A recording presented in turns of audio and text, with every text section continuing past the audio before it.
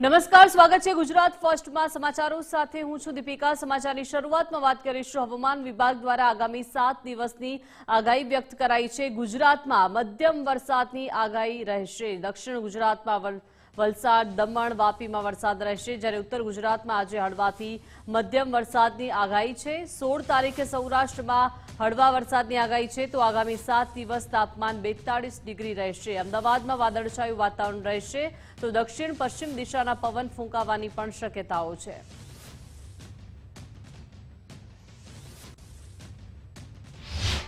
बारह जून से लेकर 18 जून तक इसमें गुजरात रीजन में हल्का से मध्यम बरसात का संभावना रहेगा। इक्का दुक्का स्थानों में मेनली आपका जो दक्षिण गुजरात की जिला है उसमें संभावना रहेगा। वलसाड, दमन, दादरा नगर हवेली, तापी इसके आसपास ही मेनली रहेगा पहला जो 2-3 दिन। उसके आगे फिर आज जो नॉर्थ गुजरात की 2 डिस्ट्रिक्ट में आज हल्का से मध्यम बरसात का संभावना दिए है, बनासकांठा और साबरकांठा के लिए। उसके आगे 16 जून से आपका जो सौराष्ट्र कच्छ क्षेत्र है उसमें हल्का से मध्यम बरसात का संभावना रहेगा। बाकी दिन सौराष्ट्र कच्छ में 12 से लेकर 15 जून तक मौसम शुष्क रहने का पूर्वानुमान दिया गया है। अधिकतम तापमान का बात करें तो अगले 7 दिन तक कोई बड़ा बदलाव नहीं रहेगा। अभी कोस्टल क्षेत्र में पवन का जो दिशा है, उत्तर गुजरात और दक्षिण गुजरात के जो तटीय क्षेत्र है, जो पवन का दिशा है, इसमें मेनली दक्षिण पश्चिम से पवन चलने का स्थिति है। जो स्पीड है स्टीप प्रेशर ग्रेडियंट के कारण 15 से 20 नॉट, और गस्टिंग जो स्पीड रहेगा, जो हवा का झोंका होता है, 25 नॉट तक जाने का संभावना रहेगा। વડાપ્રધાન મોદીના સુશાસનના 12 વર્ષ પૂર્ણ થતા ઉજવણી। CM Bhupendrabhai Patel, deputy CM Harshbhai સંઘવીની પત્રકાર પરિષદ યોજાઈ। પ્રદેશ અધ્યક્ષ જગદીશભાઈ વિશ્વકર્મા પણ ઉપસ્થિત રહ્યા। પીએમ મોદીના શાસનના મહત્વના નિર્ણયો પર વિશેષ ચર્ચા કરવામાં આવી। પીએમ મોદીના 12 વર્ષના મહત્વના નિર્ણય પર વિશેષ પ્રદર્શન યોજાયું હતું। પીએમ મોદીના નિર્ણયો પર રંગોળી કરી પ્રદર્શની બનાવાઈ। ગુજરાતના પનોતા પુત્ર આપણા શ્રી નરેન્દ્રભાઈ માત્ર ભારતમાં જ નહીં પણ વૈશ્વિક નેતા તરીકે સર્વ સ્વીકૃતિ પામ્યા છે। દુનિયાના 32 જેટલા દેશોએ તેમને પોતાના દેશનું સર્વોચ્ચ સન્માન આપ્યું છે। વડાપ્રધાન તરીકે કાર્યભાર સંભાળ્યાના માત્ર 17 દિવસમાં શ્રી નરેન્દ્રભાઈએ સરદાર સરોવર ડેમ પર દરવાજા લગાવવાની મંજૂરી આપીને ગુજરાતના કરોડો લોકોનું વર્ષો જૂનું સપનું સાકાર કર્યું છે। વડાપ્રધાનનું બ્રેઇન ચાઇલ્ડ ગિફ્ટ સિટી આજે ઇન્ટરનેશનલ ફાઇનાન્શિયલ હબ તરીકે ઉભરી આવ્યું છે। IFSCA અને દેશનું પ્રથમ ઇન્ડિયા ઇન્ટરનેશનલ બુલિયન એક્સચેન્જ પણ ગિફ્ટ સિટીમાં કાર્યરત છે। વડાપ્રધાન મોદીના સુશાસનના 12 વર્ષની ઉજવણી કરવામાં આવી રહી છે, ત્યારે ગાંધીનગર કમલમ ખાતે મીડિયા સંવાદ કાર્યક્રમ યોજાયો। કાર્યક્રમમાં નાયબ મુખ્યમંત્રી હર્ષભાઈ સંઘવીએ સંબોધન કર્યું। જણાવ્યું કે પીએમનો આ રેકોર્ડ પ્રત્યેક દેશવાસીઓનો રેકોર્ડ છે। પ્રત્યેક નાગરિક વતી પ્રધાનમંત્રીનો આભાર માનું છું। વિશ્વમાં પ્રધાનમંત્રી મોદીએ ભારતનું નામ વધાર્યું છે। અઢી દાયકાથી મોદી યુગના આપણે સાક્ષી છીએ। સૌથી વધુ ચૂંટાયેલા પીએમ તરીકે નહેરુજીનો રેકોર્ડ તોડ્યો છે। તેમના નેતૃત્વમાં દરેક ચૂંટણીઓ ભાજપ જીતી છે। એક પણ દિવસ રજા રાખ્યા વગર દેશની સેવા કરી।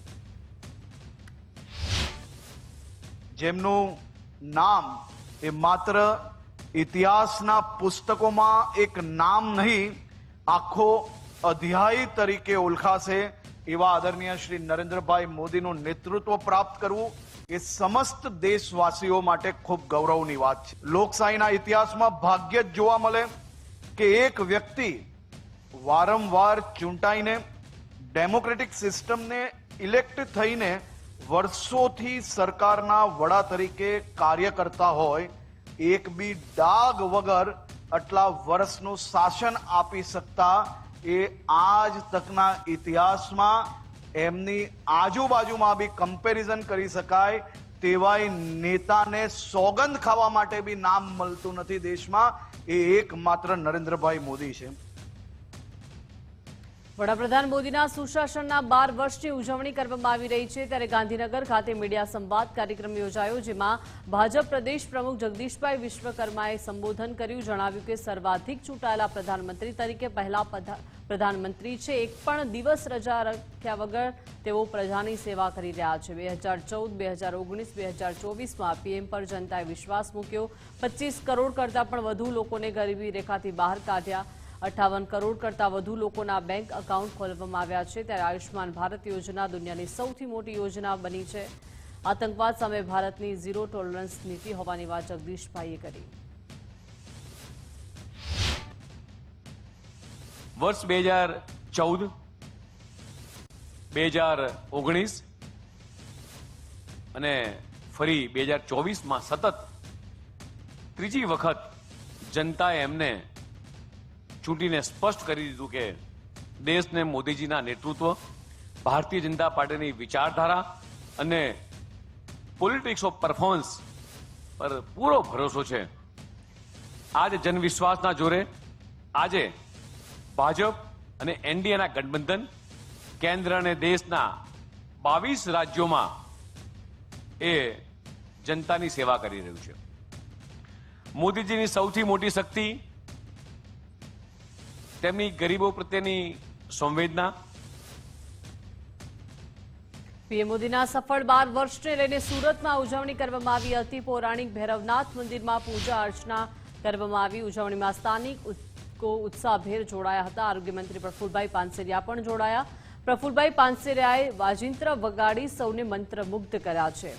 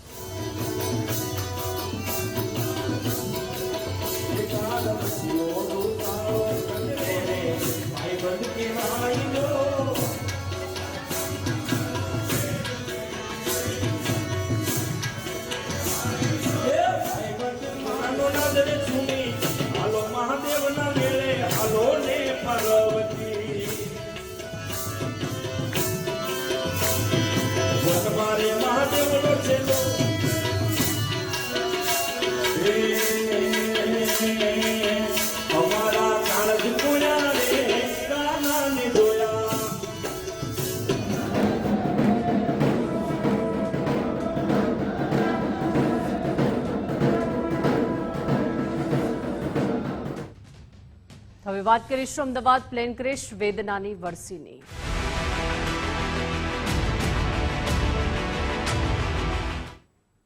પ્લેન ક્રેશ દુર્ઘટનાના મૃતકોને કમલમમાં શ્રદ્ધાંજલિ આપવામાં આવી. ભાજપ પ્રદેશ કાર્યાલયમાં મૃતકોને શ્રદ્ધાંજલિ પાઠવવામાં આવી છે. CM Bhupendrabhai Patel, deputy CM Harshbhai સંઘવીએ શ્રદ્ધાંજલિ પાઠવી છે. ભાજપ અધ્યક્ષ જગદીશભાઈ વિશ્વકર્માએ શ્રદ્ધાંજલિ પાઠવી.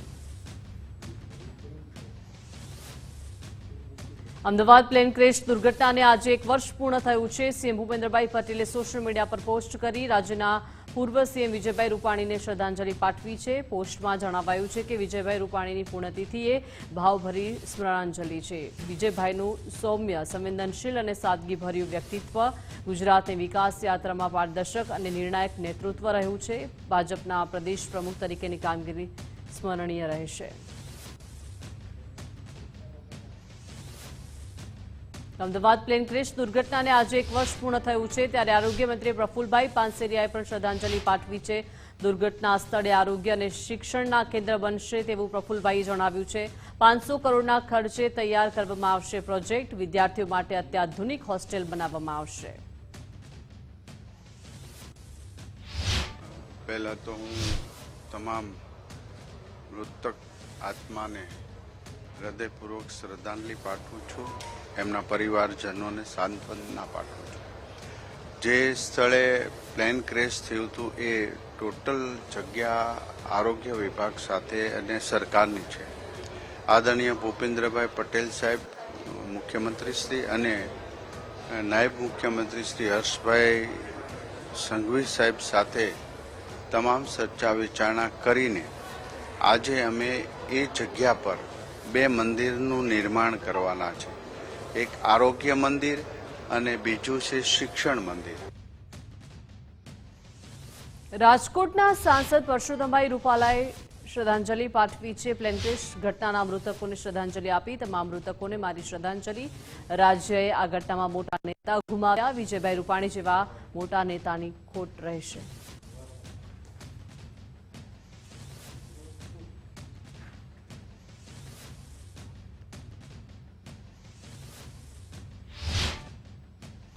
અમે એક દ્રષ્ટિવાન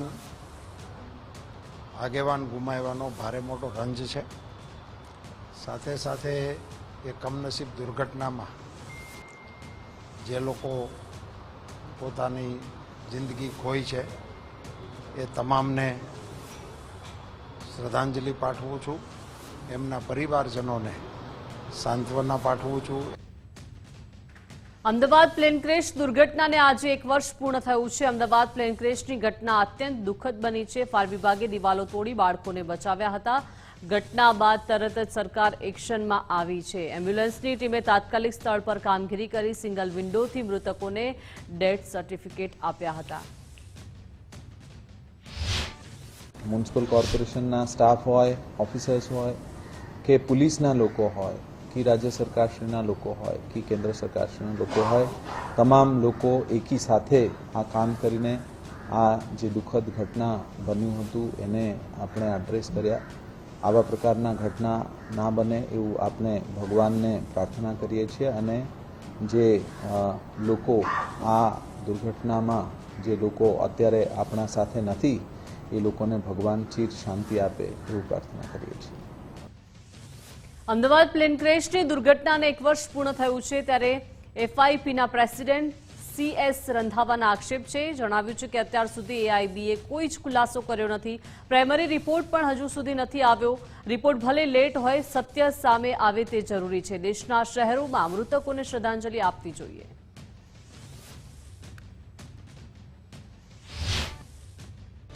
कहना चाहूंगा कि 1 साल बीत गया है, एआईबी ने कोई खुलासा भी नहीं किया है, कोई रिपोर्ट नहीं कि हम ये डिले होने वाला है इन्वेस्टिगेशन. 1-2 लाइन की भी वो रिपोर्ट कुछ बोल सकते थे पर कुछ बोला नहीं है. हमें उसमें प्रॉब्लम नहीं है कि इन्वेस्टिगेशन में और थोड़ा सा वक्त लग जाए, पर इसमें सच सामने आना चाहिए और किस वजह से ये हादसा हुआ है वो बहुत ही जरूरी है.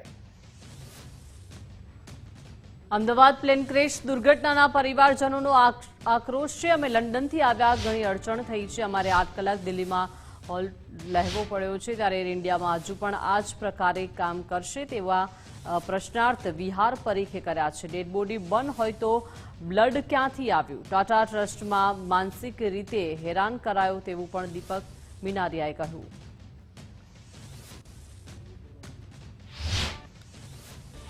હું છેલ્લા 4 વર્ષથી અમે લંડન રહીએ છીએ, અમારું આખું ફેમિલી, અને એ અમને મળવા આવતા હતા અને ક્રેશ થયું હતું. તો આજની 1 યર એનિવર્સરી ઉપર હું અને મારા પપ્પા અહીંયા લંડનથી આવ્યા છે અને અમે એર ઇન્ડિયાથી ટ્રાવેલ કર્યું હતું. અમારું ટોટલ જર્ની ટાઈમ હતું 13 અવર્સ, બટ ડિલેઝ અને એના કારણે અમારે દિલ્હીમાં 8 અવરનો હોલ્ટ હતો અને એના કારણે અમારું ટોટલ જર્ની નિયરલી 26 અવર્સ હતું. અને અમારી વસ્તુ હતી જે બેગ્સ ને એ બધું હતું એ તૂટેલું એમાં આવી હતી, બ્રોકન બેગ આવી હતી. એના મારા પાસે ફોટોસ પણ છે. સૌથી મોટો ક્વેશ્ચન અરાઇઝ એ થાય છે કે એર ઇન્ડિયા હજુ બી આ જ રીતે એમની જર્ની રાખવા માંગે છે અનપ્રોફેશનલી, કે એમની જાતને ઇમ્પ્રૂવ કરશે ઇન અપકમિંગ નિયર ટાઈમ. અમે લોકોને જ્યારે હેન્ડઓવર કરી ત્યારે અમને પંચનામા આપ્યા હતા. તો એ પંચનામામાં એ લોકોએ બધાને ડિક્લેર કર્યું છે કે એ લોકોનું ડેથનું રીઝન શું છે, પછી એ લોકોના ફોટોઝ લેવામાં આવ્યા છે, પછી એ લોકોનું કઈ રીતે. તો મારી મમ્મીનું જે હતું એમાં એ લોકોએ લખ્યું છે કે એ લોકોનું જે DNA ટેસ્ટ થયું છે, બ્લડ ટેસ્ટનું થયું છે. તો એક બાજુ એ લોકોએ એવું લખ્યું છે કે એ લોકોએ બ્લડથી DNA ટેસ્ટ કર્યા છે અને બીજી બાજુ એવું લખ્યું છે કે બોડી બંધ છે. તો બોડી બંધ હોય તો બ્લડ ક્યાંથી આવે? એટલે એ સિસ્ટમ બધું થોડુંક બધું એ બધા ક્વેશ્ચન અમારા હતા. એ લોકોએ ફોટોસ લીધા છે તો મેં એ બી માગ્યા હતા કે મને અમને ફોટોઝ આપો. તમે લોકોએ અંદર પંચનામામાં લખ્યું છે કે લીધા છે ફોટોસ, તો યસ. તો એ બધા થોડા ક્વેશ્ચન હતા, એટલે એ બધું મારે થોડુંક પૂછવું છે ગવર્મેન્ટને કે તમે એના બી અમને આન્સર આપો. Other Shri वर्दीप Chand ji मिनारिया air India 171 में थे. मैं उदयपुर से हूँ. टाटा ट्रस्ट की तरफ से मुझे जॉब दी गई थी टाटा कंज्यूमर में. 12 जनवरी 2026 को मैंने ज्वाइन किया. उसके बाद कंपनी का एक एम्प्लॉय था, उसका कहना ये था कि तुझे इस कंपनी में कभी इज्जत नहीं मिलेगी, और मुझे मतलब मेंटली परेशान किया गया थोड़ा और उसकी वजह से मैंने जॉब छोड़ दी। और इसके अलावा मेरे फादर का वॉलेट मिला था जो मुझे आज दिन तक एयर इंडिया ने नहीं किया है। અમદાવાદ પ્લેન ક્રેશ દુર્ઘટનાને આજે 1 વર્ષ પૂર્ણ થયું છે, ત્યારે ક્રિશ્ચિયન ધર્મગુરુએ ઘટના સ્થળ પર પ્રાર્થના કરી ડેવિડ ક્રિશ્ચિયન પરિવાર સાથે પ્રાર્થના કરવા માટે પહોંચ્યા. પ્લેન દુર્ઘટનામાં તેમના દીકરા અને પુત્રવધૂનું મોત થયું હતું.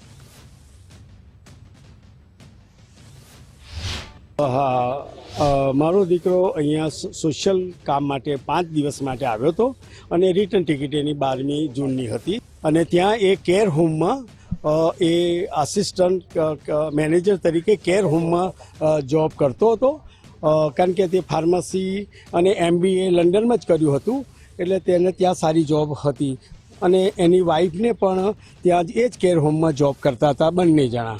અંતિમ વાત તો એ થઈ કે કારણ કે મેં પૂછ્યું કે બહુ બાળકોનો અવાજ હતો કે પપ્પા પ્લેનમાં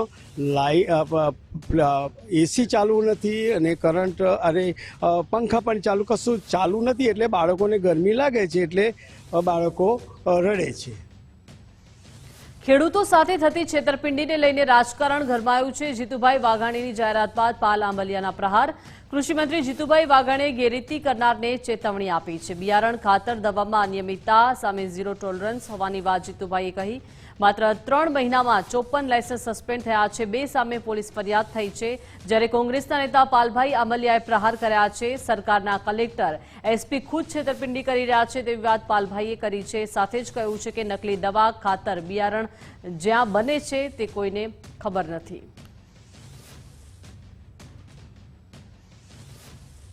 રાજ્યના કિસાનો માટે મારા વિભાગે એક અતિ મહત્વનો નિર્ણય કર્યો છે. બિયારણ કે ખાતરના વેચાણમાં જે કાંઈ લોકો ગેરરીતિ કરતા હશે એ તત્વો હવે સીધા જેલ ભેગા થવાના છે. એમના માટેના કેટલાક નિર્ણયો અમારી સરકારે કર્યા છે. છેલ્લા 3 મહિનામાં લગભગ 54 લાયસન્સ કેન્સલ કર્યા છે. 2 પોલીસ ફરિયાદ કરી છે.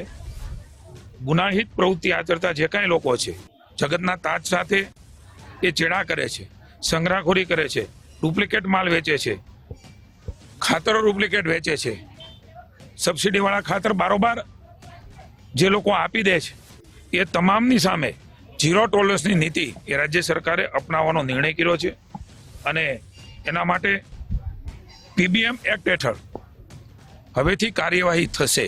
કે ગુજરાતના ખેડૂતોના હિતો સાથે ચેડા, ગુજરાતના ખેડૂતો સાથે છેતરપિંડી તો ખુદ સરકાર કરી રહી છે.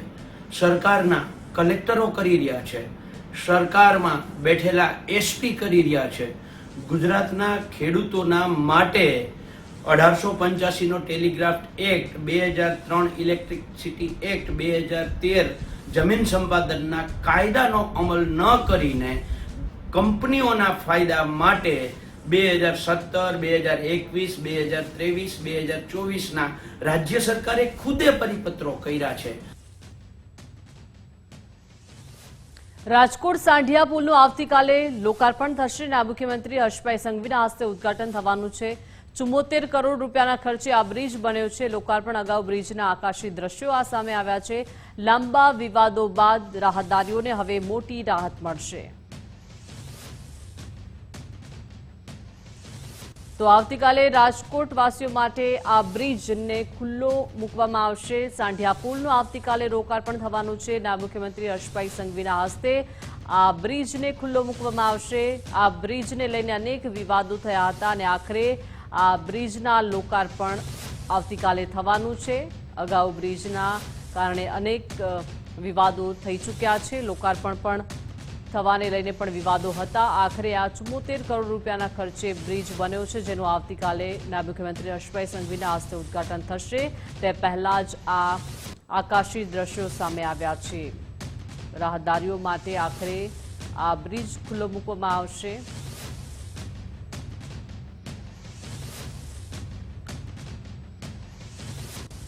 રાજકોટ અને ભાવનગર ડિવિઝનની રાજકોટ ખાતે બેઠક. સાંસદ પરશુભાઈ રૂપાલા, રાજેશ ચુડાસમા બેઠકમાં ઉપસ્થિત રહ્યા. રામભાઈ મોકરિયા, કેસરી દેવસિંહ ઝાલા પણ આ બેઠકમાં ઉપસ્થિત રહ્યા. રેલવેના સૌરાષ્ટ્રના પ્રશ્નો અંગે બેઠકમાં ચર્ચા કરવામાં આવી. તો રાજકોટ હરિદ્વારની કાયમી ટ્રેન આપવા પણ આ બેઠકમાં માંગ કરવામાં આવી. લોકલ ટ્રેન અંગેની માંગણીઓ ઉપર ભાર દેવામાં આવ્યો હતો. સુરેન્દ્રનગર, વાંકાનેર, રાજકોટ, પોરબંદરથી રાજકોટ વચ્ચે શરૂ થઈ છે એને એક્સટેન્ડ કરવી જોઈએ એ પ્રકારની રજૂઆતો થઈ હતી.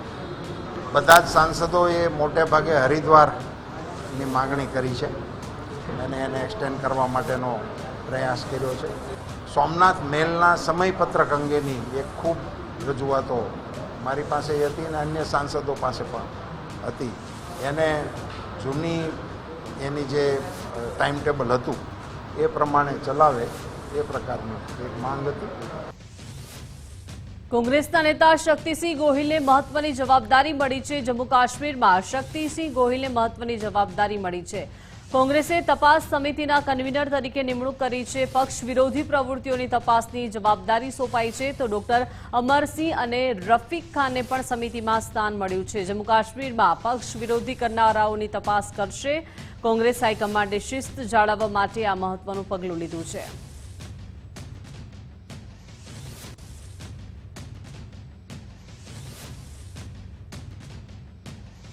મહેસાણાના ખેરાલુ તાલુકા કોંગ્રેસ પ્રમુખે રાજીનામું આપ્યું છે.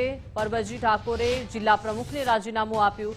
શારીરિક ક્ષમતાના અભાવે રાજીનામું આપ્યાનો ઉલ્લેખ કરવામાં આવ્યો છે. પરબતજી ઠાકોર ખેરાલુ વિધાનસભામાં ખૂબ જ સક્રિય હતા.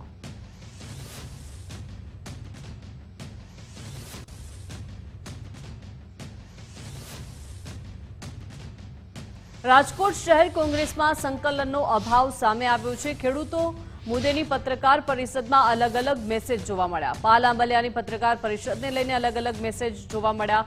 કોંગ્રેસ પ્રવક્તાના મેસેજમાં સર્કિટ હાઉસનું એડ્રેસ જોવા મળ્યું, જ્યારે શહેર પ્રમુખના મેસેજમાં કોંગ્રેસ કાર્યાલયનું એડ્રેસ જોવા મળ્યું છે.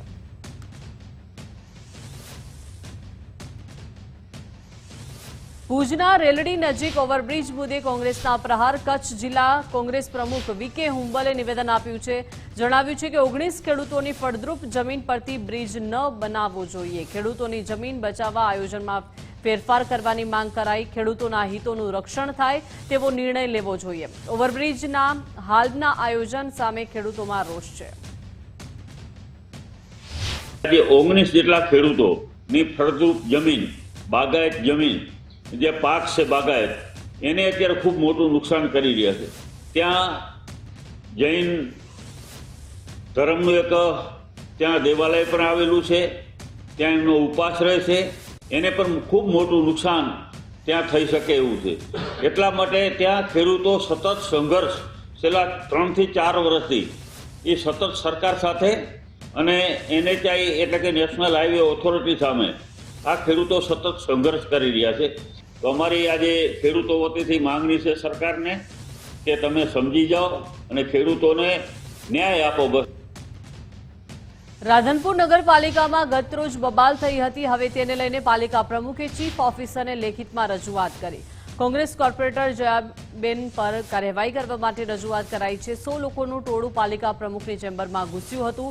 રજૂઆતના બહાને હુમલો કરવાનો પ્રયાસ કર્યાના આક્ષેપ થયા છે. જણાવ્યું છે કે હુમલાના ડરથી પતિ સાથે ઓફિસ છોડી નીકળી ગઈ હતી. એમની 10 વર્ષથી નગરપાલિકા કોંગ્રેસની હતી, તો એમણે કેટલો વિકાસ કર્યો એ નથી સંભાળતા અને અમારી ભાજપની પંચાયત કરવા આવે છે. તો એમને જયાબેનને એટલું કહેવા માંગુ છું, જયાબેન રજૂઆતની રીતે હોય, 4-5 જણ લઈને આવવાનું હોય, હું રજૂઆત સાંભળવા જ બેઠી છું. અને છતાં જો અમે કામ ના કરતા હો તો 2 નંબરની પેટા ચૂંટણીમાં અમને લોકો વોટ આપો જ નહીં અને અમને ભાજપ નહીં જીતાડો જ નહીં. મારી ઉપર હુમલો કરવા અચાનક પછી ટોળું લઈને આવ્યા ને હુમલો કરવા આવી ગયા. તો જે વિડીયોમાં એ બતાવે છે ને મને ભાગતા, હું ભાગી નથી. મને 100-150 જણનું ટોળું આખો હુમલો કરવા આવી ગયું તો હું મારા બચાવ માટે તો નીચે ઉતરી જ જાઉં ને. ગાંધીનગર સિવિલમાં મહિલાનો કોરોના રિપોર્ટ નેગેટિવ થયો છે. સારવાર હેઠળ 51 વર્ષીય મહિલાનો રિપોર્ટ નેગેટિવ. ચારધામની યાત્રા બાદ કોરોનાના લક્ષણો જણાયા હતા. સિવિલમાં બીજો કોરોના ટેસ્ટ કરતા રિપોર્ટ નેગેટિવ આવ્યો છે. પહેલા મહિલાએ ખાનગી હોસ્પિટલમાં સારવાર લીધી હતી. તાવ, શરદી અને ઉધરસ સાથે કોરોનાના લક્ષણો જણાયા હતા, પરંતુ હવે આ કોરોનાનો ટેસ્ટ નેગેટિવ આવ્યો છે.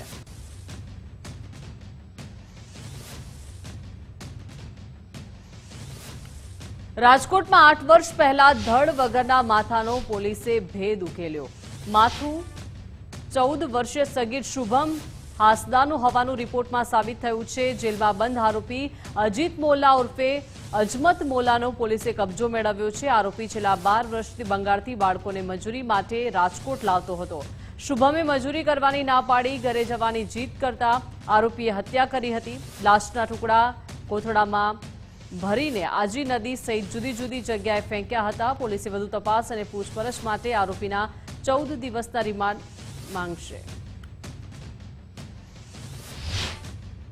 2025 અમને પહેલી લીડ મળી કે એક જે એસઓજીની ટીમ એસટીની ટીમ છે, જ્યારે એક જગ્યા રેડ કરવા ગઈ એમને ઇન્ફોર્મેશન મળી હતી કે એક લેબર કોન્ટ્રાક્ટર છે એ નાના બાળકોને બાંગ્લાદેશ અને વેસ્ટ બેંગોલથી લઈ અહીંયા ચાંદી બજારમાં એમના પાસે મહેનત કરાવે છે, બાળમજૂરી કરાવે છે.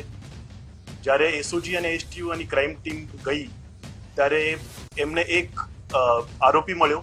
એમનું નામ અજીત મોલા અજમત મોલા હતું. અજીત મોલા અજમત મોલાની વિશેષ પૂછપરછ કરતા એને કબૂલ્યું હતું કે એ છોકરો મસ્તી કરતો હતો અને પરત જવાની પૈસાની માંગણી કરતો હતો પરત જવા માટે. એટલે ગુસ્સો કરી એને બહુ માર્યો હતો અને મારતા મારતા મરી ગયો હતો. પછી મને એક કોથળામાં ભરવાની કોશિશ કરી હતી. પોરબંદરમાંથી નકલી દારૂ બનાવતી ફેક્ટરી ઝડપાઈ છે. સાંદીપની રોડ પાસેથી ડુપ્લિકેટ દારૂની ફેક્ટરી ઝડપાઈ. દારૂ ભરેલી પેટીઓ સહિત 4 લાખનો મુદ્દામાલ કબજે કરાયો. કમલાબાગ પોલીસ સ્ટેશનમાં ગુનો દાખલ કરવામાં આવ્યો છે. એક આરોપી ઝડપાયો છે, જ્યારે 3 જેટલા આરોપીઓ હજુ પણ ફરાર છે. પોરબંદરના કમલાબાગ વિસ્તારમાં સાંદીપની રોડ છે, ત્યાં અંદરની બાજુ IMFLની ડુપ્લિકેટ IMFLની એક ફેક્ટરી મળી આવેલ છે, જેના ઉપર રેડ કરી આશરે 4 લાખ જેટલો મુદ્દામાલ કબજે કરવામાં આવેલો છે. અને ત્યાં હાજર રહેલો એક આરોપી બાબુ કેશવાલા ઓડેદરા અને અન્ય 3 ઉપર પ્રોહિબિશનની ડુપ્લિકેટ ફેક્ટરી બનાવવા માટેની કલમો લગાડી અને કાયદેસરની કાર્યવાહી કરવામાં આવેલ છે. આરોપીમાં મુખ્ય આરોપી બાબુ ઓડેદરા છે, ત્યારબાદ રણજીત લીલાભાઈ ભૂતિયા, ભરત લીલાભાઈ ભૂતિયા અને ભોલા દીપકભાઈ ખૂટી છે. મોરબીના હળવદના કોયબાની સીમમાં રબર ફેક્ટરીમાં આગ લાગી. 6 કલાક બાદ આગ પર હજુ સુધી કાબુ નથી મેળવાયો. 6 વોટર બાઉઝરની પર પાણીનો મારો ચલાવવામાં આવ્યો છે. સુરેન્દ્રનગર, મોરબી, રાજકોટની વોટર બાઉઝર ઘટના સ્થળે તૈનાત છે. આગ પર કાબુ મેળવવાના પ્રયત્નો થઈ રહ્યા છે. આગમાં 1 કરોડ રૂપિયાથી વધુના નુકસાનની આશંકા છે. કલેક્ટર સહિતના અધિકારીઓએ સ્થળ પર પહોંચી ચકાસણી કરી છે.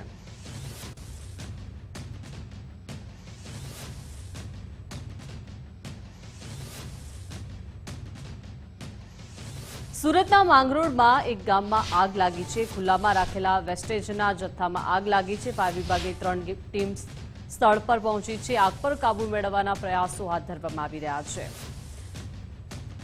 તો સુરતના માંગરોળના મહુવેજ ગામની આ ઘટના છે. ખુલ્લામાં રાખેલા વેસ્ટેજના જથ્થામાં એકાએક આગ લાગી અને ફાયર વિભાગની 3 જેટલી ટીમ ઘટના સ્થળે પહોંચી છે. આગ પર કાબુ મેળવવાના પ્રયાસો હાથ ધરવામાં આવી રહ્યા છે.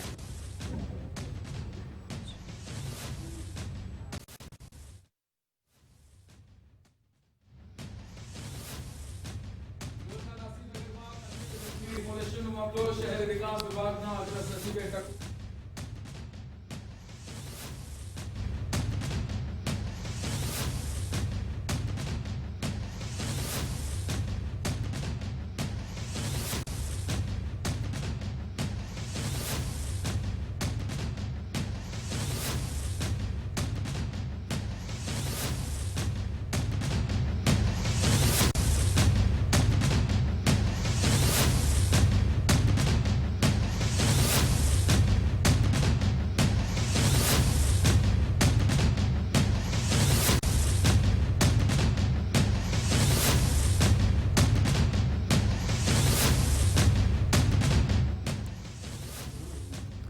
સુરતના નાસિરનગરમાં કથિત નકલી ડિમોલેશનનો મામલો, જેમાં શહેરી વિકાસ વિભાગના અગ્ર સચિવે ટકોર સાથે સ્પષ્ટતા માંગી.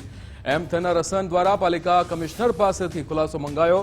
પાલિકા કમિશનર એમ નાગરાજન પાસેથી ખુલાસો માંગ્યો. મનપા કમિશનરો વચ્ચેની વર્ચ્યુઅલ બેઠકમાં ખુલાસો માંગ્યો. સુરતમાં નાસિરનગર કથિત નકલી ડિમોલેશનનો મામલો, જેમાં પાલિકાની કચેરીએ સ્થાયી સમિતિની બેઠક મળી હતી. બેઠક બાદ સ્ટેન્ડિંગ કમિટી ચેરમેન મીડિયાના સવાલોથી ઘેરાયા હતા. સ્ટેન્ડિંગ કમિટી ચેરમેન રાજન પટેલનું નિવેદન સામે આવ્યું. તપાસ સમિતિની રચના કરવામાં આવી છે તેવું નિવેદન રાજન પટેલે આપ્યું. તેમણે કહ્યું કે સમિતિને તપાસ કરવાનો સમય આપવો પડે. હાલ નાસિરનગરનો મુદ્દો હાઈકોર્ટમાં પેન્ડિંગ છે. મનપા કમિશનર તપાસ રિપોર્ટના આધારે કાર્યવાહી કરશે. અમે લોકોએ કમિશનર શ્રીને સૂચના આપેલી હતી અને એના આધારે તપાસ કમિટીની રચના થઈ ગઈ છે. તપાસ કમિટીનો જે રિપોર્ટ આવશે એ કમિશનર શ્રી અમને રજૂ કરશે, એટલે રિપોર્ટ આપ સમક્ષ અમે રજૂ કરી દઈશું. આ હાઈકોર્ટ મેટર થઈ ગઈ છે, આના માટે હું હમણાં જવાબ આપી શકું તેમ નથી. તપાસ કમિટીનો રિપોર્ટ મ્યુનિસિપલ કમિશનર રજૂ થશે અને જો એના પર કોઈ પણ એક્શન લેવાના હોય તો મ્યુનિસિપલ કમિશનર શ્રી લેશે, અને જો શાસકોને પાસે પણ એમાં એક્શન લેવાની જરૂર પડશે તો અમારા તરફ સ્થાયી સમિતિ અને સામાન્ય સભામાં એની દરખાસ્ત કરશે. જે તપાસ કરે છે અધિકારીઓ, એ લોકોને તપાસ કરવાનો આપણે સમય આપવો પડે. એ લોકોની રીતે તપાસ કરશે. તપાસ કરીને કમિશનરને રિપોર્ટ આપશે અને રિપોર્ટને આધારે જે જવાબદારો છે તેની સામે પગલાં ભરવાના આપશે તો પણ કમિશનર પગલાં ભરશે. સુરતના નાસિરનગર કથિત નકલી ડિમોલેશનનો કેસ, જેમાં કથિત નકલી ડિમોલેશનના વિરોધમાં કોંગ્રેસે ધરણા કર્યા હતા. વેડ દરવાજા સ્થિત નાસિરનગર ખાતે ધરણાનું આયોજન, જેમાં કાર્યક્રમ અંગેની મંજૂરી ન મળતા માત્ર પ્રતિક ધરણા થયા. સમગ્ર મુદ્દે કોંગ્રેસના નેતા તુષારભાઈ ચૌધરીના પ્રહાર. તેમણે કહ્યું કે જવાબદાર અધિકારીઓ સામે કાર્યવાહી થવી જોઈએ. બિલ્ડરને ફાયદો કરાવવા અધિકારીઓએ ષડયંત્ર રચ્યું. અધિકારીઓ સામે કડકમાં કડક પગલાં લેવા જોઈએ. અમે આ ઘટનાને ખૂબ ગંભીરતાથી લઈએ છીએ, કારણ કે એક માનવતાહીન કૃત્ય કરવામાં આવ્યું છે. આજે 100 જેટલા પરિવારો બેઘર થઈ ગયા છે. એ લોકો આજે ક્યાં રહેવું, ક્યાં ઊંઘવું ને ક્યાં ખાવું એ પણ એના માટે પ્રશ્ન થઈ રહ્યો છે. ત્યારે અમે મુખ્યમંત્રીશ્રીને પત્ર લખીને મેં માંગણી કરી છે કે ઉચ્ચ સ્તરીય તપાસ સમિતિ ગાંધીનગર ખાતેથી એની રચના થવી જોઈએ અને આ સમગ્ર પ્રકરણની તપાસ થવી જોઈએ. અને જે પણ અધિકારીઓ, પછી એ મહાનગરપાલિકાના હોય કે પોલીસ વિભાગના હોય, એની સામે કડકમાં કડક કાર્યવાહી થવી જોઈએ. અને જે બિલ્ડરને ફાયદો કરાવવા માટે આ ડિમોલિશન કરવામાં આવ્યું છે તો એ બિલ્ડરને પણ મહાનગરપાલિકા દ્વારા પરવાનગી આપવામાં આવેલ છે કે કેમ. સુરતમાં કોંગ્રેસના ધરણામાં એક વૃદ્ધા બેભાન થયા હતા. નાસિરનગરના ડિમોલેશનના વિરોધમાં ધરણા કરવામાં આવી રહ્યા હતા ત્યારે 60 વર્ષના શહેનાઝ નામના વૃદ્ધાની હાલત લથડી હતી. તબિયત લથડતા મહિલાને 108માં હોસ્પિટલ લઈ જવાયા હતા. 40 વર્ષથી રહેતા વૃદ્ધા ડિમોલેશન બાદ બેઘર થયા હતા.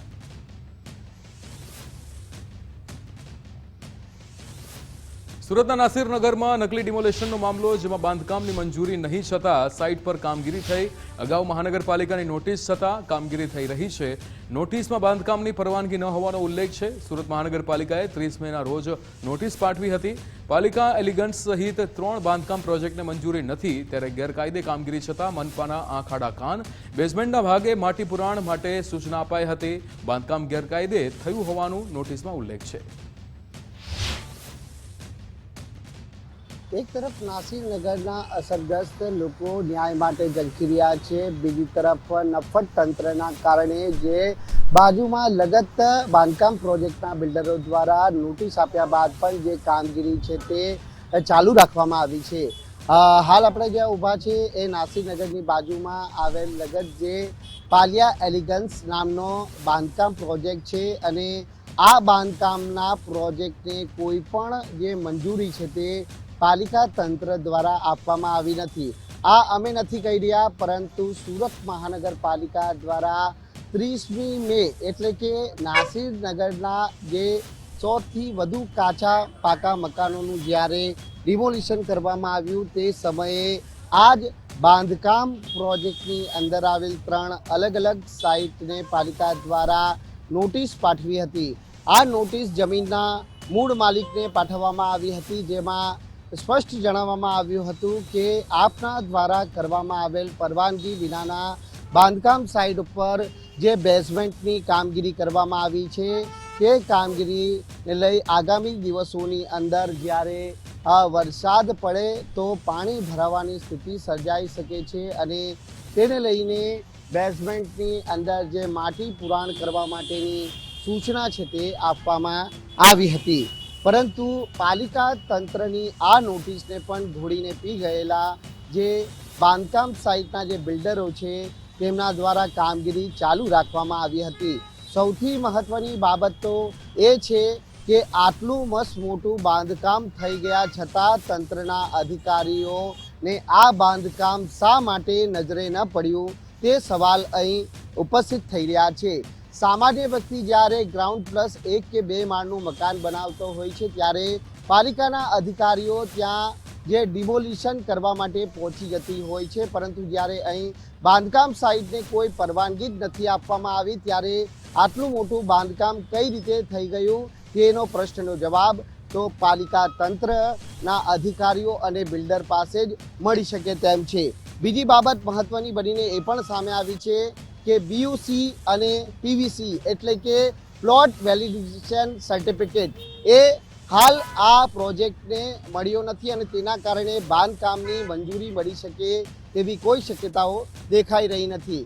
તે જ કારણ છે કે નાસિરનગરને લગત આ બાંધકામ સાઇટની પ્રોજેક્ટની જે વોલ આવેલી છે ત્યાંથી રસ્તો પહોળો કરવા માટે પાલિકા તંત્રના જોડે સાઠગાંઠ કરી અને જે ખાસ લાઈન દોરી અને ડીમાર્કેશનની કામગીરીના બહાના હેઠળ રસ્તો પહોળો કરવા માટેનો પ્રયાસ કરવામાં આવ્યો, પરંતુ જ્યારે વિવાદ વકર્યો છે ત્યારે પાલિકા અને જે બિલ્ડરોની વચ્ચે રહેલી સાઠગાંઠ પણ ક્યાંક ઉઘાડી પડી રહી છે.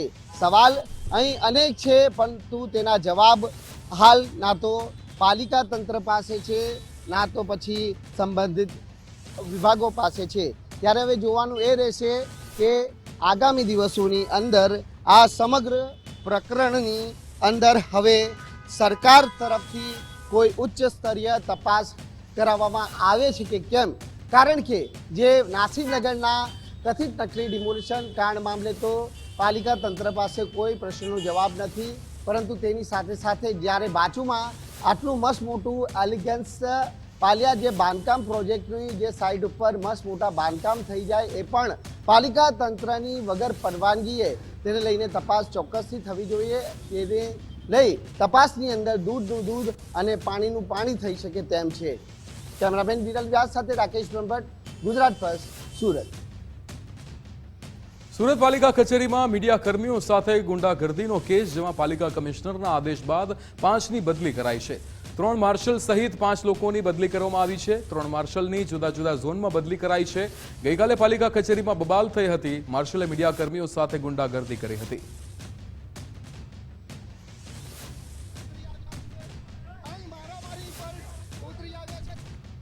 સુરત બાદ વડોદરાના ડેસરમાં પણ નકલી ડિમોલેશન થયું છે. મેરાકુવા ગામમાં 19 જૂના સરદાર આવાસ તોડી પાડવામાં આવ્યા છે. લાભાર્થીઓને જાણ કર્યા વગર મકાન તોડાયાનો આરોપ છે. તંત્રની મંજૂરી વગર આવાસ તોડ્યા હોવાનો દાવો છે. 25 વર્ષ જૂના સરદાર આવાસ તોડવામાં આવ્યા છે. સરકારી પડતર જમીનમાં પ્લોટિંગ કરીને ફાળવાયા હતા. તાલુકા વિકાસ અધિકારી બાબતથી અજાણ છે. તલાટી અને સરપંચ પણ ઘટનાથી સંપૂર્ણ અજાણ છે. ગરીબોના આવાસ પર ફરી બુલડોઝર ફરી વળ્યું છે. ત્યારે વીજળી પાણી સુવિધાના અભાવે આવાસ ખાલી હતા. લાભાર્થીઓએ નકલી ડિમોલેશન મામલે તપાસની માંગ કરી છે. અમારી ઓયડો આવાસની અમને આપેલી તે અત્યારે કના પૂછીને ઓયડો તોડી કાઢી છે. હવે અમારે રહેવું કઈ, તાને પાણીની ને એમ સગવડ નથી તે અમે અમારા ખેતરોમાં નથી આવ્યા. આવડે તમને કઈ કીધું નથી? ના, અમને આવડે કઈ કીધું નથી. એમને જ તોડી તોડી કાઢી.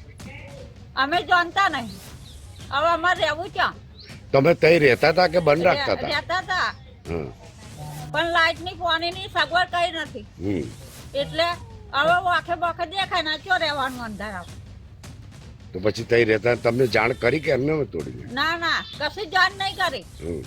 અમારે સરપંચે કોઈ જાણ કરી નથી અને અમને જાણ કર્યા વગર આવાસ તોડી નાખવામાં આવે છે. અમારે એ માંગ છે કે અમારા 19 આવાસ પાછા મળે એવી અમારી માંગ છે.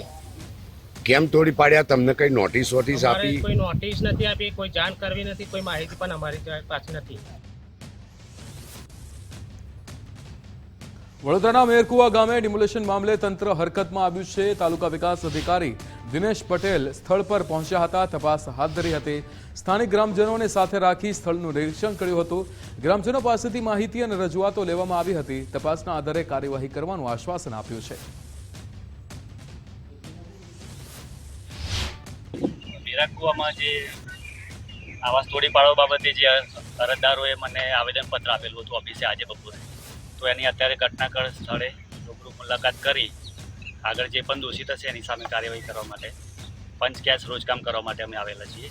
તો આવાસ લાભાર્થી જેટલા પણ છે અહીંયા એમને રૂબરૂમાં પંચ કેસ કરીને નિવેદન લઈ અને આગળની ઘટની કાર્યવાહી કરવામાં આવશે. 19 આવાસ હતા. હવે તલાટી કમોતેરના રેકોર્ડમાં કેટલા આવાસ છે એ પણ ચેક કરવામાં આવશે અને જે પણ દોષિત હોય આ ગેરકાયદેસર રીતે તોડી પાડે છે એની સામે કાર્યવાહી કરવામાં આવશે. ડેસરના મીરાકુવા ગામે ડિમોલિશનનો મામલો, જેમાં વડોદરાના ડીડીઓ આનંદ પાટીલનું નિવેદન સામે આવ્યું. ડીડીઓએ કહ્યું કે સમગ્ર મામલે તપાસ સોંપવામાં આવી છે. ટીડીઓને સ્થળ પર પંચનામું કરવા મોકલ્યા છે. ટીડીઓના રિપોર્ટના આધારે કાર્યવાહી કરાશે. મંજૂરી વગર કોઈના ઘર ન તોડી શકાય. પ્રાથમિક તપાસમાં મંજૂરી ન લીધાનું સામે આવ્યું. જેસીબી ચાલક અને માલિકની પૂછપરછ કરાશે. જરૂર પડશે તો જિલ્લા પંચાયતની કમિટી બેસાડાશે. એમાં બેસિકલી આપણે પ્રાથમિક ઇન્ક્વાયરીમાં એવું જણાવેલું છે કે એમાં કોઈ પરમિશન ના હતી, ના કે ગ્રામ પંચાયત કાર્યાલયમાં કોઈ એવી એપ્લિકેશન ના હતી. પ્રાઇમરીલી આ જોવા મળેલું છે. ત્યાં 15 થી 20 એવા સરદાર આવાસ યોજના અંતર્ગત જૂના ખંડર થયેલા મકાનો હતા અને આ તોડવામાં આવેલા છે, પણ એમાં કોઈ પરમિશન લીધેલી નથી ગ્રામ પંચાયતથી અથવા એવું કોઈ ઓથોરિટીથી પરમિશન લીધેલી નથી. અને આપણે એમાં પંચનામા પ્રાઇમરીલી કરેલું છે અને ઇન્ક્વાયરી પણ કરી રહ્યા છે આપણે કે કઈ રીતે આ તોડેલા છે, કોણ ઇસમ એમાં લાઈક હતા. જામનગરમાં માથાભારે સાયજા ગેંગ સામે કાર્યવાહી થઈ છે. સાયજા ગેંગના ગેરકાયદે દબાણો પર બુલડોઝર ફર્યું છે. સરકારી જમીન પર બંગલા સહિતનું બાંધકામ કર્યું હતું. વહીવટી પ્રશાસન અને પોલીસની હાજરીમાં કાર્યવાહી થઈ છે. 900 થી વધુ ચોરસ ફૂટ જગ્યામાં ગેરકાયદે બાંધકામ થયું હતું. 1.25 કરોડ રૂપિયાથી વધુની કિંમતની જગ્યા ખુલ્લી કરાશે. જામનગરમાં ફરી એક વખત દાદાનું બુલડોઝર ફરી વળ્યું છે અને ફરી સાયચા ગેંગના જે ગેરકાયદેસર બાંધકામો છે તેની તોડી પાડવાની કાર્યવાહી હાલ હાથ ધરવામાં આવી છે. કેમેરામેનને કહીશ કે એ દ્રશ્યો બતાવે કે જ્યાં હાલ જે છે તે કાર્યવાહીનો જે ધમધમાટ શરૂ કરવામાં આવ્યો છે. કુખ્યાત સાયચા ગેંગ છે કે જેની ઉપર ગુસ્સી ટોક સહિતના જે આરોપો છે તે લાગ્યા છે અને તેના 12 થી 13 સભ્યો હાલ જેલમાં છે. આ જ ગેંગ છે કે જેને બેડી વિસ્તારમાં જે દબાણો જે છે તે ફડક્યા હતા અને તેની સામે હાલ કાર્યવાહી હાથ ધરવામાં આવી છે. આપણી સાથે જિલ્લા પોલીસ વડા સૈની સર છે, તેની સાથે વાત કરશું. સર, આજની કાર્યવાહી આજે જામનગર જિલ્લામાં સિટી બી ડિવિઝન પોલીસ સ્ટેશનની હદમાં બેડેશ્વર વિસ્તારમાં જે કુખ્યાત સાયચા ગેંગ જેને ઉપર બી ડિવિઝનમાં કુછ સમય પહેલા ગુસ્સી ટોકના ગુના દાખલ કરવામાં આવેલા હતા. તપાસ દરમિયાન એની જે ગેરકાયદેસર વસાયેલી મિલકત જે ધ્યાનમાં આવી છે, આજે એનું ડિમોલિશન કરવામાં આવી રહ્યું છે. એની વિગત જોઈએ તો 918 સ્ક્વેર મીટરની જગ્યા છે જેની અંદાજિત કિંમત 1.25 કરોડ રૂપિયા છે. આજે એનું ડેમોલિશન જિલ્લા વહીવટીતંત્ર દ્વારા કરવામાં આવી રહ્યા છે, જેમાં પોલીસ બંદોબસ્ત પ્રોવાઈડ કરવામાં આવેલું છે અને શાંતિપૂર્ણ રીતે ડેમોલિશન કરવામાં આવી રહી છે. અત્યારે જે કુખ્યાત સાયચા ગેંગ છે તેને દ્વારા ખડકાવવામાં આવેલા જે દબાણો હતા તે હાલ જે છે દૂર કરવાની કાર્યવાહી તંત્રની સુરક્ષા વ્યવસ્થા હેઠળ અને બંદોબસ્ત હેઠળ શરૂ કરવામાં આવી છે. કેમેરામેન હિરેન ગાંધીની સાથે નથુ આહિર, ગુજરાત ફર્સ્ટ, જામનગર. રાજકોટ મહાનગરપાલિકા દ્વારા વધુ એક ડિમોલેશનની તૈયારીઓ શરૂ થઈ છે. હિંગળાજનગરના 70 ઝૂંપડા હટાવવા મનપાની નોટિસ. કરોડોની જમીન ખાલી કરાવવા સ્થાનિકોને નોટિસ અપાઈ છે. ચોમાસા સમયે નોટિસ મળતા સ્થાનિકોમાં ભારે રોષ. 50 વર્ષથી વધુ સમયથી રહેતા લોકોને નોટિસ મળતા ભારે રોષ છે. પણ અત્યારે એવું અમને આપે કે તમે 15 દીમાં ખાલી કરી વાળજો. અમે 15 દીમાં ખાલી કરી જવું ક્યાં? અમારે આવી બધું ઓલા જે કહેવાય બધા આધાર કાર્ડ બધું દઈ આવ્યા. અમને લખાણ કાગળીએ આપ્યા નહીં. લોકો મ્યુનિસિપાલિટી ઓફિસે કોર્ટનું લખાણ કરીને હું દઈ આવ્યો વકીલ પાસેથી. એ આપ્યા એ કાગળ કે તમારો પહેલાં તમને આ લઈ જાઓ, બીજા કાગળ તમને મોકલી દે છે. એ આવ્યા નહીં. અમદાવાદના ઈસનપુર વિસ્તારમાં તંત્રનું ડિમોલેશન. સહેજપુર, ગોપાલપુરમાં દબાણો સામે તંત્રની કાર્યવાહી. આંબા તળાવમાં મેગા ડિમોલેશન હાથ ધરાયું. 160 થી વધુ બાંધકામો, દુકાનો પર બુલડોઝર ફર્યું. પોલીસ બંદોબસ્ત વચ્ચે તંત્રની કાર્યવાહી. 26,000 ચોરસ મીટર જગ્યા પર દબાણો હટાવ્યા. ગેરકાયદે દબાણો સામે એએમસીની આખરી કાર્યવાહી.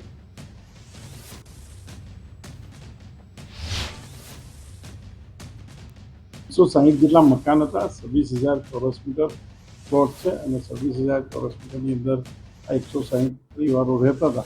એમને 2 વખત નોટિસ આપેલી છે અગાઉ પણ, અને આજે ડિમોલિશનની કાર્યવાહી જે કરી એની અંદર જે કોઈ વ્યક્તિના પોતાની સાથે પુરાવા છે અને પુરાવા લઈને રજૂ કરશે તો માનવતાની દ્રષ્ટિએ અમારો હાઉસિંગ બોર્ડ જે વિભાગ છે, હાઉસિંગનો જે વિભાગ કરે છે એની અંદર માનવતાના ધોરણે એને મકાન ફાળવી શકાતા છે તો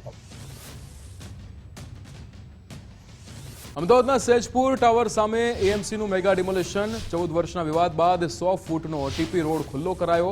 હાઈકોર્ટના આદેશ બાદ તંત્ર દ્વારા કડક કાર્યવાહી. નડતર રૂપ 75 પાકા બાંધકામો તોડી પાડવામાં આવ્યા. જેસીબીથી આશરે 15,000 ચોરસ ફૂટ જગ્યા ખુલ્લી કરાઈ. પોલીસ અને તંત્રના 150 અધિકારીઓ હાજર રહ્યા. ડિમોલિશન થતાં બીઆરટીએસની કામગીરી ઝડપી બનશે. વાહન ચાલકોને પણ ટ્રાફિકની સમસ્યામાંથી મુક્તિ મળશે. અમદાવાદના વિદ્યાર્થીઓએ વૈશ્વિક સ્તરે ડંકો વગાડીને દેશ અને ગુજરાતનું નામ રોશન કર્યું છે.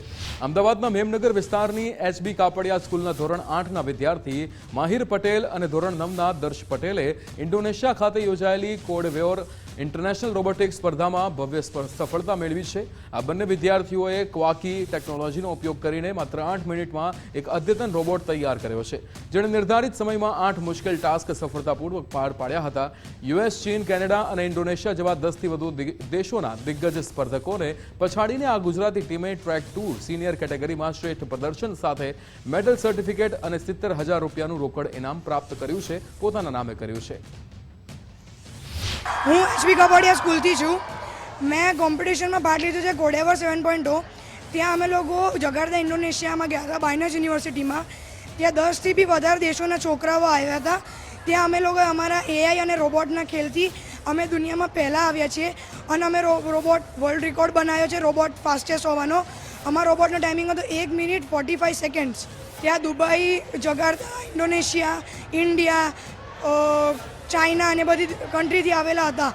તેઓએ પોતાના રોબોટ બી શોકેસ કર્યા હતા. ત્યાં 10થી વધારે કન્ટ્રીઝના લોકો આવ્યા હતા, જેમ અમેરિકા, કોરિયા એન્ડ બધી અલગ અલગ કન્ટ્રીઝ હતી. એમાં અમે એક રોબોટ બનાવ્યો જેને 8 ટાસ્ક પરફોર્મ કર્યા અને એના અમને પોઈન્ટ્સ મળ્યા અને અમે એના રોબોટ બનીને અમે જીત્યા. અમારી રોબોટની ખાસિયત એ હતી કે પહેલાં તો 1 kgથી અંડર હતો અને એને બધા ટાસ્ક ફાસ્ટેસ્ટલી અમે રેકોર્ડ બ્રેક કર્યો. World fastest robot 1 minute and 45 seconds. એની જે મોટર હતી એ બહુ ફાસ્ટ મોટર્સ હતી. એમાં અમે સર્વોઝ ને એ બધું 4 સર્વોઝ અમે યુઝ કરી હતી. એમ માત્ર 3 જ દિવસ બાકી છે જીમ લાઉન્જની ધમાકેદાર ઓફર માટે. માત્ર 11,000 રૂપિયામાં 11 વર્ષની જીમ મેમ્બરશિપ મળશે. જીમ લાઉન્જ ભારતની 11મી વર્ષગાંઠ પર આ ખાસ એનાઉન્સમેન્ટ કરવામાં આવ્યું છે. સભ્યોને મળશે મહિન્દ્રા થાર જીતવાની તક. બેનસીબદાર વિજેતાઓને થાર એસયુવી જીતવાની તક મળી શકે છે. નોંધણી પ્રક્રિયા 15 જૂન 2026 સુધી ચાલુ રહેશે. ફિટ બોડી, બેસ્ટ ડીલ અને છેલ્લો મોકો છે. હવે નિર્ણય તમારો છે. હજુ સમય છે. જીમ લાઉન્જ સાથે જોડાઓ અને ખાસ ઓફરનો લાભ મેળવો.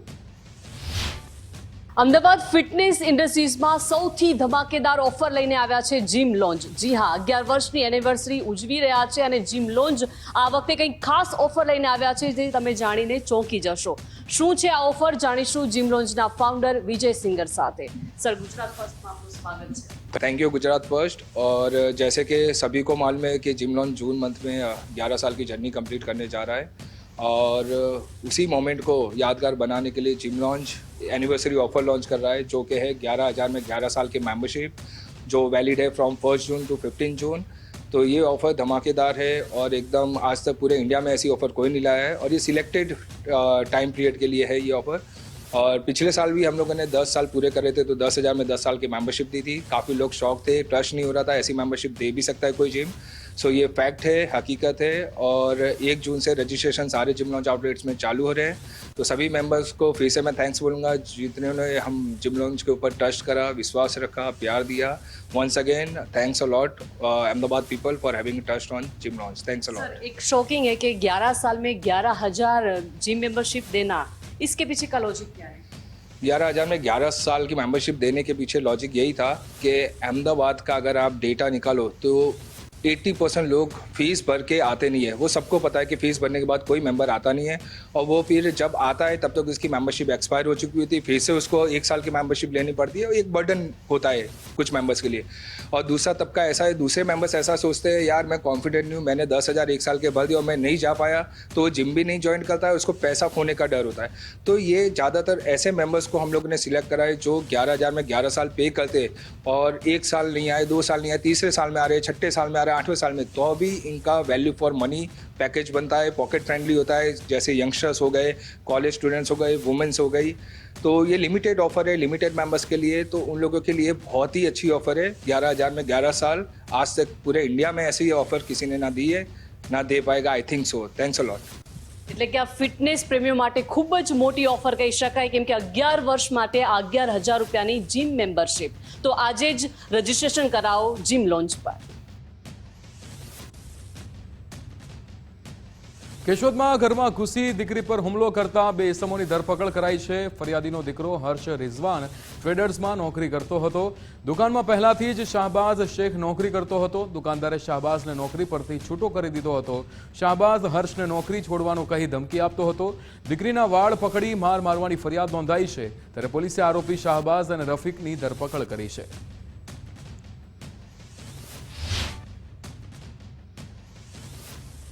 ફરિયાદીનો દીકરો હર્ષ રિઝોન ટ્રેડર્સ નામની દુકાનમાં નોકરી કરતો હોય, જે જગ્યાએ અગાઉ આ કામેના આરોપી શાહબાઝ ફારૂકભાઈ શેખ નોકરી કરતા હોય, ફરિયાદીનો દીકરો ત્યાં નોકરી કરવા ગયેલ તે આ કામેના આરોપીને ગમતું ન હોય, જેથી આરોપી શાહબાઝ તથા તેની સાથેના આરોપી રફીકનાઓ રાત્રિના સમયે ફરિયાદીના ઘરમાં અપ્રવેશ કરી ફરિયાદીને ભૂંડા બોલી, ઝપાઝપી કરી, ગરદન પકડી તેમજ ફરિયાદીની દીકરીના વાળ ખેંચી મારામારી કરી નાસી ગયેલ હોય, જે અંગેની ફરિયાદી ફરિયાદ આપતા તેઓની ફરિયાદ આધારે ગુનો દાખલ કરવામાં આવેલ છે. બંને આરોપીઓને ગુનાના કામે ધોરણસર અટક કરવામાં આવેલ છે. ધારીમાં અસામાજિક તત્વો અને દારૂના દૂષણ સામે જનતામાં ભારે રોષ છે, ત્યારે ધારાસભ્ય જેવી કાકડિયાની આગેવાનીમાં પ્રાંત અધિકારીને આવેદન અપાયું છે. જેવી કાકડિયા, મનસુખ ભુવા, નલિન કોટડિયાની આગેવાનીમાં રેલી યોજાઈ છે. નશામાં અસામાજિક તત્વોએ વેકરિયાપરાના ખેડૂતો પર હુમલો કર્યો હતો. દારૂના અડ્ડા બંધ નહીં થાય તો જનતા રેડ કરવાની પણ ચીમકી ઉચ્ચારી. દારૂના દૂષણને ડામવા બુટલેગરો સામે પાસા હેઠળ સજાની માંગ કરાઈ છે.